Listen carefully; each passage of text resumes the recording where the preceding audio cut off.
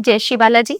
Diet and doctor podcast series में आज स्वागत है हमारे ही शहर सिरसा से यूरो सर्जन डॉक्टर अनुज डोमरा जी, जो आजकल पानी नहीं पीते, पानी कम पीते हैं, जैसे कि मैं हूँ, तो किडनी स्टोन हो जाता है। हमारे ओल्ड एज पर्सन हैं जिनको प्रोस्टेट के इश्यूज हो जाते हैं, उनके लिए जो सर्जरीज है, हम डॉक्टर साहब से ये डिस्कस करने वाले हैं कि इन सर्जरीज से हम लोगों को तो बहुत डर लगता है।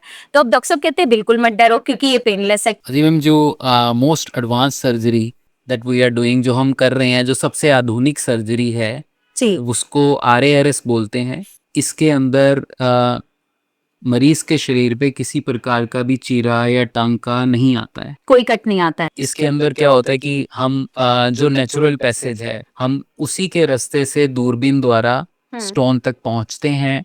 एंड स्टोन तक पहुंचने के बाद हम लेज़र के द्वारा उस स्टोन को बहुत छोटे पीसीज में या फिर बिल्कुल पाउडर फॉर्म में तोड़ के और उसको बाहर निकालते हैं। तो जब हम RIRS करते हैं तो उस दौरान पेशेंट कितने दिन के बाद अपने वर्क पे, मतलब अपनी शॉप पे, बिजनेस में कब दोबारा ज्वाइन कर लेता है? जी, अगर डेस्कटॉप जॉब है, अगर बैठने वाला काम है, तो 2 से 3 दिन मोर देन इनफ है। 2 या 3 दिन का अगर रेस्ट कर लिया तो that is more than enough. और अगर कोई हैवी वर्कर है, कोई लेबरर है, तो मैक्सिमम 5 डेज। मैंने एक 106 साल के बुजुर्ग का ऑपरेशन किया RS द्वारा। 106। यस, जब भी आप किसी डॉक्टर के पास जा रहे हैं तो the choice of surgery doctor की होनी चाहिए। भी, जो आपके स्टोन के हिसाब से जो ऑपरेशन होना चाहिए, वो आप डॉक्टर पे छोड़िए, वो आपके लिए बेस्ट ही चूज करेंगे। जय Shri Balaji. Diet and doctor podcast series में आज स्वागत है हमारे ही शहर सिरसा से यूरो सर्जन डॉक्टर अनुज डोमरा जी, जो कि अपनी सेवाएं बहुत ज्यादा लंबे समय से सिरसा में नहीं दे रहे हैं, लेकिन फिर भी उन्होंने इतनी जल्दी इतना नेम एंड फेम सिरसा में जो कमाया है, उसी की बदौलत आज अनुज डोमरा जी को सिरसा का हर एक पर्सन जानता है। अनुज डोमरा जी से ये एक स्पेशल मुलाकात, हमारी एक छोटी सी मुलाकात, जिसे हम पॉडकास्ट के जरिए आप लोगों के साथ मिलवाना चाह रहे हैं। तो डॉक्टर साहब का स्वागत करते हैं हम डाइट एंड डॉक्टर सीरीज में। स्वागत है डॉक्टर साहब आपका। Thank you ma'am, thank you for having me. और डॉक्टर साहब से आज जो टॉपिक हम डिस्कस करने वाले हैं वो बहुत ही मोस्ट डिमांडेड टॉपिक कह सकते हैं। जो डॉक्टर साहब के स्ट्रीम में वैसे तो बहुत सारी सर्जरीज होती हैं, लेकिन जो आजकल पानी नहीं पीते, पानी कम पीते हैं, जैसे कि मैं हूँ, तो किडनी स्टोन हो जाता है। तो किडनी स्टोन के लिए जो सर्जरी है, या फिर जो हमारे ओल्ड एज पर्सन हैं जिनको प्रोस्टेट के इश्यूज हो जाते हैं, उनके लिए जो सर्जरीज है, हम डॉक्टर साहब से ये डिस्कस करने वाले हैं कि इन सर्जरीज से हम लोगों को तो बहुत डर लगता है। तो अब डॉक्टर साहब कहते हैं बिल्कुल मत डरो क्योंकि ये पेनलेस है। क्यों पेनलेस है, क्या प्रोसीजर करते हैं, ये सारा हम इन्हीं से जानते हैं। डॉक्टर साहब सबसे पहले तो आप अपने बारे में बताएं। जी, मेरा नाम डॉक्टर अनुज डोमरा है और मैं प्रेजेंटली अभी DMC हॉस्पिटल के अंदर as a urologist, as a general surgeon अपनी सेवाएं दे रहा हूं। और मैं पिछले 4 साल से सिरसा में हूं और मैंने अपनी graduation, post graduation Rohtak PGI से की है। और फिर उसके बाद सुपर स्पेशलाइजेशन मैंने अपनी Shri Satya Sai institute of higher medical sciences से की है। जी, ये ऑलमोस्ट इंडिया के टॉप 5 यूरोलॉजी इंस्टीट्यूट्स में से आता है। Okay, good. हाँ जी, और it is a 880 bedded hospital. तो मैं वहाँ से अपनी यूरोलॉजी करके आया हूँ और then after that I started practicing directly. जी, ये अपने आप में ही एक प्रेस्टीज है कि आप इतने बड़े इंस्टीट्यूट से अपनी डिग्री लेके आए हैं। तो डॉक्टर साहब, जैसे कि मैंने अपने व्यूअर्स को बताया कि आप किडनी स्टोन के बारे में बताने वाले हैं, तो किडनी स्टोन में आप ऐसी कौन सी सर्जरी करते हैं जो आप मुझे बता रहे हैं बार बार कि वो तो मैम पेनलेस है, पेनलेस है, ऐसा क्या करते हैं? जी मैम, जो most advance surgery that we are doing, जो हम कर रहे हैं, जो सबसे आधुनिक सर्जरी है, जी, उसको RARS बोलते हैं। It is retrograde intrarenal surgery. और इसके अंदर मरीज के शरीर पे किसी प्रकार का भी चीरा या टांका नहीं आता है। कोई कट नहीं आता है। कोई कट नहीं आता है, Scarless। स्टिच नहीं आता है। Scarless, painless and stitchless. Okay. तो इसके अंदर क्या होता है कि हम जो नेचुरल पैसेज है, जो पेशाब का रास्ता है बेसिकली, हम उसी के रास्ते से दूरबीन द्वारा स्टोन तक पहुंचते हैं एंड स्टोन तक पहुंचने के बाद हम लेज़र के द्वारा उस स्टोन को बहुत छोटे पीसीज में या फिर बिल्कुल पाउडर फॉर्म में तोड़ के और उसको बाहर निकालते हैं। तो जो यूरिन पैसेज होता है, जैसे कि हम नॉर्मल आम ह्यूमन बीइंग होते हैं, वो यूरिन पैसेज बहुत ही नैरो होता है, तो फिर ऐसा क्या आप मतलब करते हैं कि पेशेंट को फील ना हो या पेन ना हो, तो ऐसे क्या मतलब आप उसमें पास कराते हैं थ्रू, जिसके थ्रू हम स्टोन का कचरा बाहर निकालते हैं? जी, बेसिकली जो सर्जरी है, वो जो ऑपरेशन है, वो उसके अंदर दर्द बिल्कुल भी नहीं होता क्योंकि ये एनेस्थीसिया में की जाती है, बेहोशी के डॉक्टर की प्रेजेंस में की जाती है।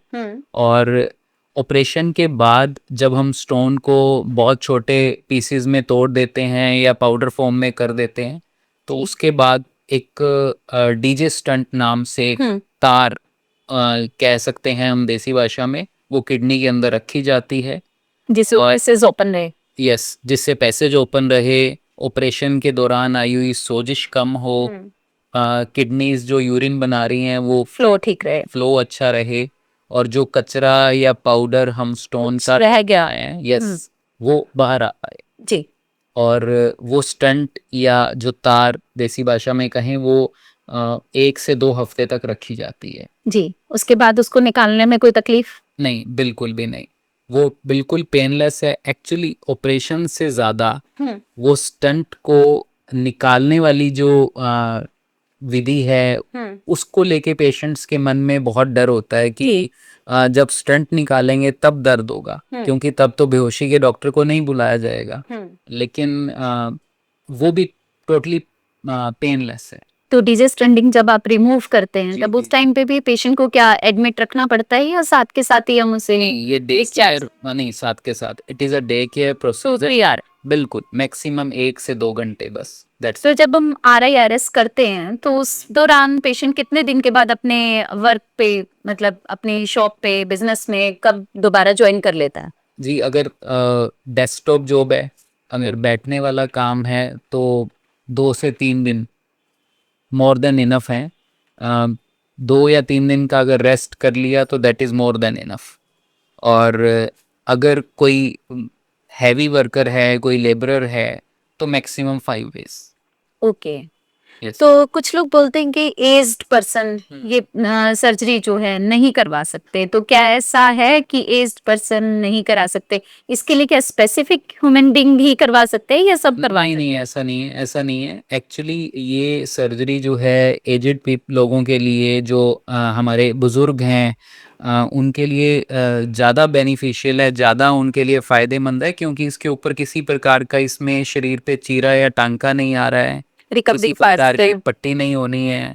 तो जब ऑपरेशन हो जाता है उसके बाद में हॉस्पिटल की बार बार विजिट्स नहीं है, आपने बार बार कोई ड्रेसिंग करवाने या ऐसे इस मतलब तो एज ग्रुप से किस एज ग्रुप तक हम गाइड कर सकते हैं?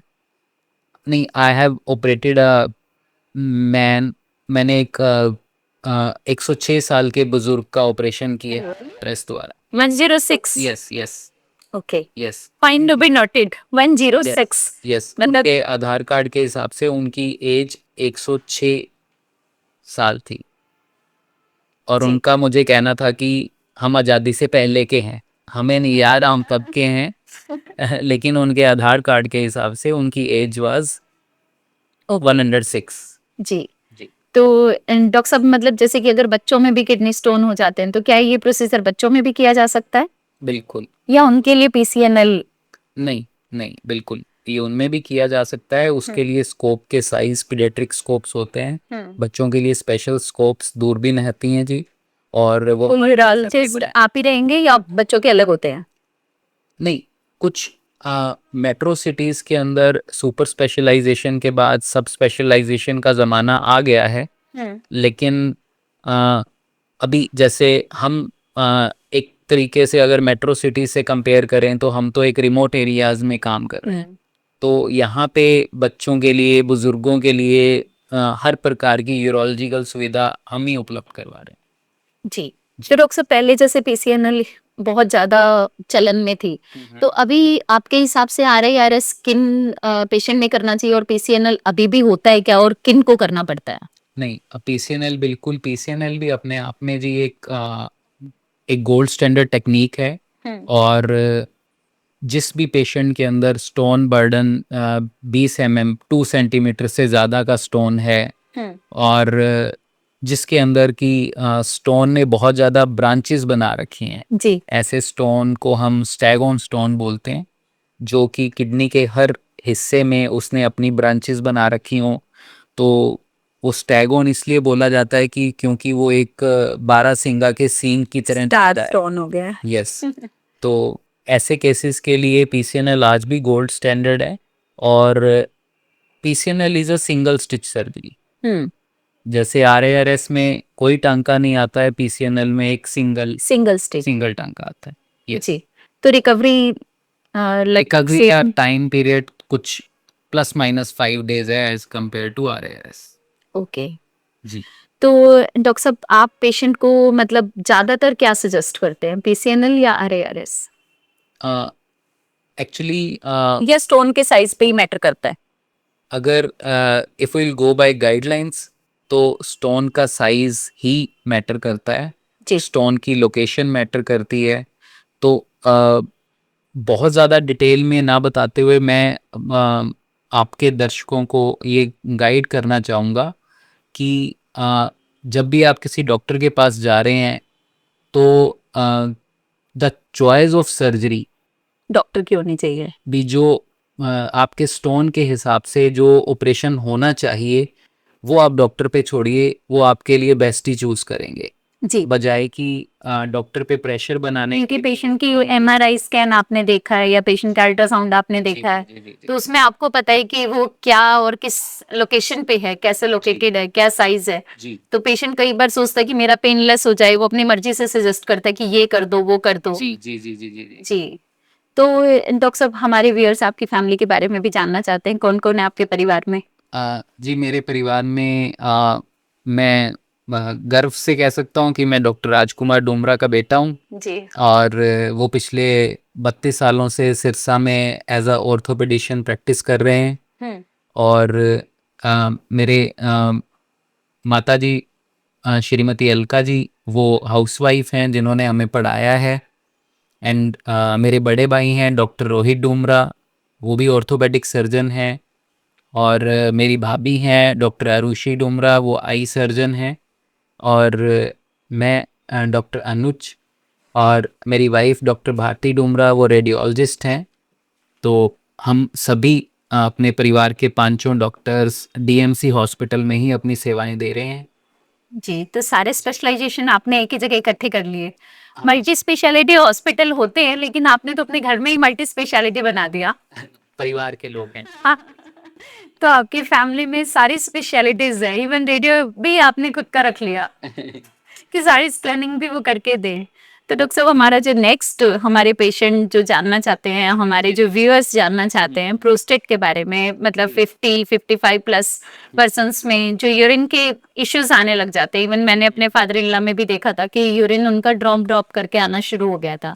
तो वो बोलते थे कि मुझे ऐसे लग रहा है कि प्रेशर है लेकिन यूरिन खुल के नहीं आ रहा है। तो उस टाइम हम लोगों को पता चला था कि इनको प्रोस्टेट इश्यू है। जब हमने सर्जन से उनकी जांच करवाई तो ऐसे केसेस में और क्या सिम्टम्स हो सकते हैं और उनको कैसे डील कर सकते हैं? देखिए जो हमारी बॉडी है ये हमें बहुत साइंस देती है, लेकिन हम सिम्टम्स को प्योर करवा होके इनको सबको इग्नोर करते हुए चले जाते हैं जी। जो सबसे पहला लक्षण गदूद के, बड़े हुए गदूद के मरीजों में आता है वो आता है कि हम पेशाब करने गए, हम यूरिन पास करने गए, लेकिन यूरिन को स्टार्ट होने में थोड़ा टाइम लगा। जी इसको बोला जाता है हेजिटेंसी। इससे अगला स्टेप आता है पेशाब की धार शुरू हुई लेकिन धार कमज़ोर है, स्पीड का कम होना। तो फिर उसके बाद थर्ड जो लक्षण आता है जी वो आता है कि जो यूरिन की धार है, जो पेशाब की धार है वो शुरू हुई लेकिन वो बीच बीच में रुक रही है, कंप्लीशन नहीं है। हाँ, दैट इज इंटरमिटेंसी। और फिर उसके बाद फोर्थ लक्षण जो आता है कि हमने अपनी तरफ से यूरिन कर लिया है, हम और यूरिन नहीं कर पा रहे हैं, लेकिन हमें ऐसा लग रहा है कि अभी ब्लैडर पूरा खाली नहीं, खाली नहीं हुआ है। That is sense of incomplete voiding. जी। फिर जब ऐसा होने लगता है कि एक हमारा जो ब्लैडर जिसकी कैपेसिटी 400 ml के आसपास, एक एवरेज औसत 60 केजी के एडल्ट मेल में है, तो वो अगर उसमें 200 ml बच गया है, तो अब अगली बार यूरिन जाने के लिए उसको बाकी का 200 ml ही भरना है। तो फिर 2 बार यूरिन जाने के बीच में गैप कम हो गया है। उसे बोलते हैं फ्रीक्वेंसी, बार बार पेशाब करने जाना। और फिर उससे अगला जो रात में ये दिक्कत ज्यादा होती है कि बार बार उठना पड़ता है। जी दिन में शायद फील भी नहीं करता, कई बार पर्सन रात को वो ज्यादा फील करता है। जी जी जी ज़्यादातर लोग तभी हमारे पास पहुंचते हैं जब उनकी रात की नींद खराब होने लगती है यूरिन करने के वजह से, और इसे बोलते हैं स्लीप फ्रेगमेंटेशन। बीच बीच में नींद का टूटना सिर्फ पेशाब करने के लिए। जी। तो ये, और फिर एक लास्ट जिसमें बहुत से हमारे ग्रामीण इलाके के बुजुर्ग जो कि जहाँ पे स्वास्थ्य सेवाओं का अभाव है, वहाँ तक उन तक ये चीज़ें नहीं पहुँच पा रही हैं। बहुत से हमारे बुजुर्ग तो पेशाब रुकने के बाद ही हमारे पास पहुँच रहे हैं। भी पेशाब रुक ही गया और नलकी लगाने की नौबत ही आ गई, उसके बाद हमारे पास आ रहे हैं। जी। और अ, उसके बाद भी लोगों के मन में ये बहुत डर है कि ये ऑपरेशन जो है ये अच्छा नहीं है, जो गदूद से संबंधित ऑपरेशन है जिसे हम TURP बोलते हैं। जी। तो भी ये अच्छा नहीं है, इसके बाद पेशाब का कंट्रोल चला जाता है। तो उन सब सारी चीज़ों के बारे में भी मैं आज जो भ्रम है और वो जो डर है, हाँ, ये वो खत्म करना चाहूँ। ये मिथ है डॉक्टर साहब कि प्रोस्टेट सर्जरी के बाद लोग बोलते हैं कि या तो यूरिन बहुत ज्यादा आएगा या फिर इम्पोटेंसी का भी उनको डर रहता है, या उन लोगों को लगता है कि शायद हर बार यूरिन करते वक्त कुछ बर्निंग सेंसेशन होगा, कुछ जलन टाइप, कुछ पेन होगा। उन लोगों को ये लगता है कि हम यूरिन ब्लैडर में यूरिन को होल्ड भी नहीं कर पाएंगे, जब भी यूरिन का प्रेशर होगा हम होल्ड नहीं कर पाएंगे, हमारे कपड़े खराब हो जाएंगे। तो ये सारी चीजें हम लोग अपने पेशेंट में भी देखते हैं। हमारे पेशेंट भी हमारे पास जब आते हैं तो वो बोलते हैं कि हमें डॉक्टर ने प्रोस्टेट की दिक्कत बताई है, हम तो दोबारा गए नहीं, वो सर्जरी बोल रहे हैं। तो तब हम उनको समझाते हैं, ये पॉडकास्ट सीरीज बनाने का मकसद भी यही है कि वो लोग देखें या उनके बच्चे देखें तो वो अपने पेरेंट्स को अवेयर कर पाए कि सच में ये मिथ है, फैक्ट नहीं है, और उन फैक्ट्स को बताने के लिए आप यहाँ हैं। हाँ, नहीं देखिए, एक जो वाक्य है जो हर तकलीफ, हर बीमारी पे लागू होता है, वो ये होता है कि हम तकलीफ को, बीमारी को जितना पाल कर या जितना बढ़ाकर डॉक्टर के पास लेके जाएंगे, डॉक्टर को उस तकलीफ को ठीक करने में उतना ही ज़्यादा टाइम लगेगा। बिल्कुल बिल्कुल।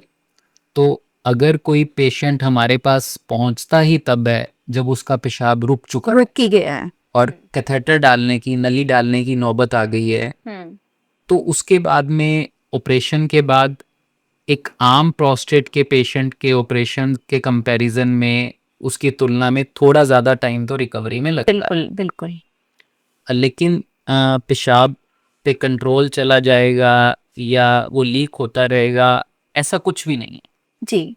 तो डॉक्टर साहब, ये जो प्रोस्टेट जब गदूद जो है बढ़ जाते हैं तो आजकल प्रोस्टेट कैंसर भी बहुत डायग्नोज होने लग गया है। तो क्या ये प्रोस्टेट जब एनलार्जमेंट आती है तो उसी वक्त अगर हम ट्रीट करा लें, या वो बड़े ज्यादा टाइम बड़े रहने से मैलिग्नेंसी आती है, क्या उसके पीछे वजह हो सकती है? देखिए, जो गदूद का कैंसर है, ये पुरुषों में पाए जाने वाले कैंसर में सबसे कॉमन है। ये it is on the number 1, ये सबसे ज़्यादा पाया जाता है। जी। तो लेकिन इसकी एक बहुत अच्छी बात है कि ये बहुत ही स्लो बढ़ता है। जी, ग्रेडिंग। यस, इसकी जो, अगर ये फैलता है तो बहुत धीरे फैलता है। ओके। तो ये हमें एक अच्छा खासा टाइम देता है, हमें अच्छे खासे लक्षण देता है, ये बताता है कि मैं अंदर हूँ और आप मेरे लक्षणों को पहचानिए। और ट्रीटेबल भी है। यस, और इसीलिए जो एक स्पेशल टाइप का एक स्क्रीनिंग टेस्ट जिसको पीएसए बोलते हैं, जी। स्क्रीनिंग टेस्ट बनाया गया है पीएसए नाम से, जो एक ब्लड टेस्ट है साधारण सा। 3 months या ज्यादा? Yes, it should be done every 6 months in Okay. all the patients who are above 50. हर 50 साल से बड़े पुरुष को साल में एक बार नहीं तो 6 महीने में एक बार पीएसए का टेस्ट करवाना चाहिए। चाहे उन्हें प्रोस्टेट का कोई इशू नहीं है तो भी 50+ को करवाना चाहिए। यस जी। करवाना चाहिए। ये गाइडलाइंस हैं, यूरोपियन गाइडलाइंस हैं जो हम फॉलो करते हैं इंडिया में। और अब बेसिकली जो स्क्रीनिंग टेस्ट है वो बनाए ही उन तकलीफ़ों के लिए जाते हैं जो तकलीफ़ें बहुत ज़्यादा हों। जी। और ये स्क्रीनिंग टेस्ट, और ये स्क्रीनिंग तो बहुत इजी है। यस, ये हमेशा ऐसे टेस्ट होते हैं जो बहुत इजीली एक्सेसिबल हों, हर छोटे से छोटी जगह पे करना संभव हो। एक सिंपल ब्लड टेस्ट है ये। तो इसके ज़रिए हम कैंसर को जल्दी पकड़ सकते हैं और उसका इलाज सिरसा में ही संभव है। जी। मतलब हम अपने हॉस्पिटल में गदूद के कैंसर के हर इसका और कर सकते हैं। यस, हर स्टेज का इलाज कर रहे हैं। तो इसमें कोई रेडियोथेरेपी, कीमोथेरेपी, कोई रेडिएशन, इन चीजों की जरूरत ना के बराबर है। ना के बराबर है, बिल्कुल ना के बराबर है। इसमें एक स्पेशल टाइप की थेरेपी होती है, दैट इज हार्मोनल थेरेपी। और उसके जैसे कीमोथेरेपी के या रेडियोथेरेपी के साइड इफेक्ट्स हैं, उसके वैसे साइड इफेक्ट्स नहीं है। ओके। बाल झड़ना, भूख कम लगना, ये सब नहीं। तो ये ऑक्टेटाइड वगैरह इसमें चलते हैं या कैसे हार्मोन है? जो आजकल हम ड्रग यूज कर रहे हैं दैट इज ल्यूप्रोलाइड। ओके। तो ये एवरी 28 डेज पे देना होता है या it is once in a 3 month, 3 month? साल में 4 बार। ओके। और कितना टाइम तक? Life long. Life long. और हम ये भगवान से प्रार्थना करते हैं वो लाइफ लॉन्ग चले। जी। क्यों? लाइफ होगी तो चलेगी। यस, क्योंकि वो काम करना बंद कर देगा तो फिर हमें हायर ड्रग्स पे जाना पड़ेगा। जी। तो ये प्रोस्टेट का जो इशू है ये मेंस में ही होता है, लेकिन फीमेल्स में भी ये इशू तो आ जाता है कि यूरिनेशन उनका फ्लो कम है या उन्हें भी लगता है ब्लैडर खाली नहीं हुआ या कुछ, तो उनके केसेस में क्या हमें करना चाहिए? पूजा जी, फीमेल्स के बारे में मैं आपको बताना चाहूँगा कि मतलब यूरिन की स्पीड कम वाला या पूरा ब्लैडर खाली ना होने वाली ये तकलीफ काफ़ी कम है। जो बहुत ज़्यादा है तकलीफ, हम उसको डिस्कस करेंगे। वो क्या है कि प्रेशर को कंट्रोल ना कर पाना। जितनी भी बुजुर्ग महिलाएं हैं जो 55-60 साल की उम्र से ज़्यादा की हैं, और हम घर में भी देखते हैं कि वो जो भी काम कर रही हैं वो काम को छोड़ के वो उनको फटाफट यूरिन वॉशरूम खाली चाहिए उनको फिर उसको। यस। और ऐसा भी होता है कई बार कि हमारी माताएं जब वो वॉशरूम तक पहुंच पाएं उससे पहले कि वो यूरिन कई बार लीक भी हो जाता है। तो ये समस्या, इसका नाम है ओवर एक्टिव ब्लैडर। ओके। और इसका इलाज वो जो गदूद वाली हमारी पुरुषों वाली तकलीफ है उससे बिल्कुल ओपोजिट है। ओके। और इसका इलाज सिर्फ दवाइयों द्वारा संभव है और इसका इलाज बहुत इजी है। बस हमारी वो माताओं को सही डॉक्टर तक पहुंचने की देर है। तो यूरोलॉजिस्ट ही करते हैं या गायनोकोलॉजिस्ट? नहीं, इसके लिए the ideal doctor is urologist. ठीक है। तो क्या एरोटिक वगैरह देने पड़ते हैं ऐसे केसेस में? नहीं, ऐसे केसेस के अंदर हम ब्लैडर रिलैक्सेंट्स देते हैं, जिन्हें सामान्य भाषा में बोलें तो पेशाब की थैली को शांत करने वाली दवाइयाँ वो दी जाती हैं, जिससे कि पेशाब की थैली हर 50 ml या 60 ml जैसी कम मात्रा में भी, यूरिन की मात्रा में भी ब्रेन को सिग्नल ना दे कि यूरिन पास करके आना है। जी। बेसिकली ओवर एक्टिव ब्लैडर की जो जड़ वो ये है कि हमारा ब्लैडर हर 50-60 ml जैसी छोटी यूरिन की मात्रा पे भी ब्रेन को सिग्नल देता है कि यूरिन करके आना है। जी। तो ये जो आपने TURP सर्जरी के बारे में हमें बताया, तो इसके बाद पेशेंट को एडमिट कितने टाइम रहना पड़ता है और वो अपने काम पे कब जा सकता है? हम पेशेंट को विद इन 24 आवर्स डिस्चार्ज कर देते हैं। और पेशेंट की लाइफ ऑलमोस्ट 1 हफ्ते के अंदर अंदर बैक टू नॉर्मल ट्रैक हो जाती ओके, तो क्या ये वापस रिकरेंस भी होता है या? है। जी डिपेंड्स, मैं आपको समझाता हूँ कि जो गदूद का बढ़ना है वो एक यूनिवर्सल प्रॉब्लम है जिससे कोई पुरुष नहीं बच सकता, कोई भी। और ये एक प्रोग्रेसिव बीमारी है, मतलब कि ये बढ़ती उम्र के साथ बढ़ती रहेगी। जी। जैसे जैसे बालों का सफ़ेद होना, जैसे बालों का सफ़ेद होना, ये एक नॉर्मल प्रोसेस है, ये ये कोई बीमारी नहीं है। प्रोग्रेसिव है, कोई रोक नहीं सकता, बढ़ता ही जाएगा। तो हम जब प्रोस्टेट का ऑपरेशन अगर हमें बहुत ज़्यादा छोटी उम्र में, सपोज कि 50 साल की उम्र में ही करवाना पड़ गया, और हमारी एज भगवान ने या लाइफ भगवान ने लिखी है 80 साल, जी। तो हो सकता है कि 65 या 70 साल की उम्र में हमें एक सेकंड सर्जरी करवानी पड़ जाए। ओके। ऐसा होता है। और लेकिन अगर हमें तकलीफ 60 या 65 साल की उम्र में ही आई है, तो उसके बाद मुझे नहीं लगता भी किसी पेशेंट को उस उम्र में ऑपरेशन करवाने के बाद कभी भी दोबारा ऑपरेशन करवाना। जी। जी। तो डॉक्टर साहब ने हमें बहुत ही इजी तरीके से RIRS और TURP यानी कि किडनी स्टोन्स और प्रोस्टेट के जो सर्जरीज हैं उनको बहुत ही इजी वे में, बहुत ही इजी तरीके से बताया कि क्या सिम्टम्स हैं, कब हमें डॉक्टर के पास जाना है, कब हमें इग्नोर नहीं करना है। सबसे बड़ी बात ये कि हमें इग्नोर नहीं करना है। हमारे सिम्टम्स आते ही एक बार डॉक्टर साहब से मिलने के बाद अगर हमें लगेगा, सर्जन कभी ऐसा नहीं होता है कि आप सर्जन से मिले तो वो सर्जरी आपकी करने के लिए तैयार बैठे हैं, ऐसा बिल्कुल भी नहीं है। और आप उनसे मिले, वो आपको सही गाइड करेंगे, जहां मेडिकेशन चाहिए वहां मेडिकेशन, जहां सर्जरी चाहिए वहां सर्जरी।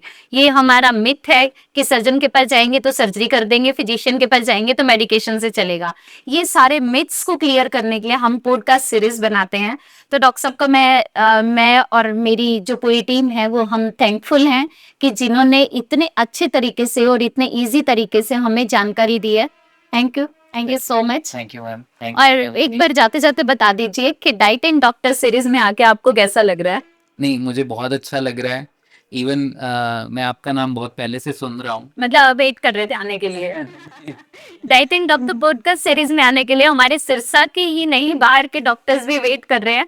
अभी डॉक्टर साहब को जैसे मैंने कॉल किया तो डॉक्टर साहब पूरा उसमें मूड था उनका भी आने का, लेकिन मेरा मन ज्यादा था क्योंकि मेरे पास बहुत सारे क्लाइंट्स की क्वेरीज थी कि मैम ये चीजें हमें क्लियरली हमें बताओ, आप बताओ। मैंने कहा मैं नहीं बता सकती क्योंकि मैं आपके स्ट्रीम की नहीं हूँ, लेकिन हाँ मेरे पास क्वेश्चन बहुत है डॉक्टर साहब से पूछने के लिए।